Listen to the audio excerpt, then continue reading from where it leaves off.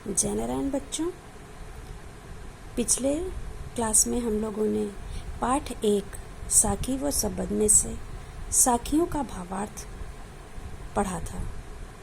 मैंने उसका भावार्थ आपको ऑडियो के माध्यम से बताया था।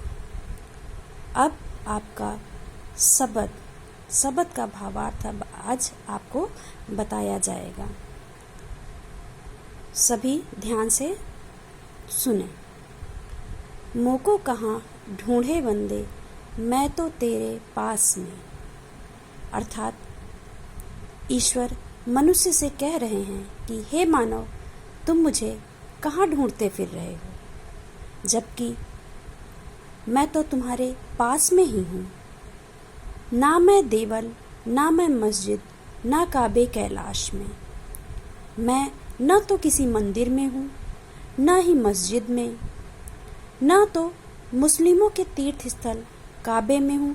अर्थात काबा जो है वह मुस्लिमों का पवित्र तीर्थ स्थल है, जहाँ वह अपने हज की यात्रा करने जाते हैं। न ही मैं हिंदुओं के तीर्थ स्थल काशी में हूँ, अर्थात वाराणसी का हिंदुओं का तीर्थ स्थल माना गया। ना तो मैं किसी क्रिया कर्म में हूँ, अर्थात जो हम विधि विधान से पूजा पाठ करते हैं उसके लिए ये क्रिया कर्म कहा गया है।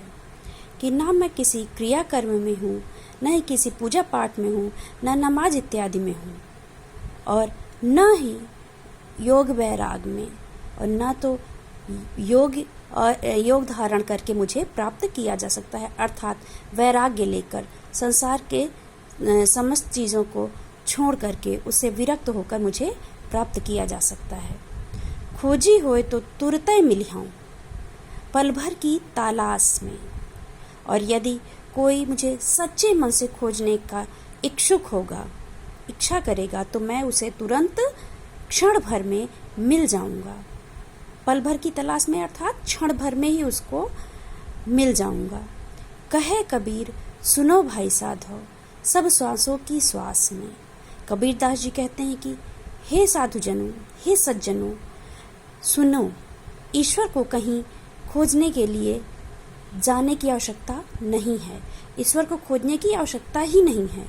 वह प्रत्येक मनुष्य की श्वास में बसा हुआ है, उसके मन में बसा हुआ है।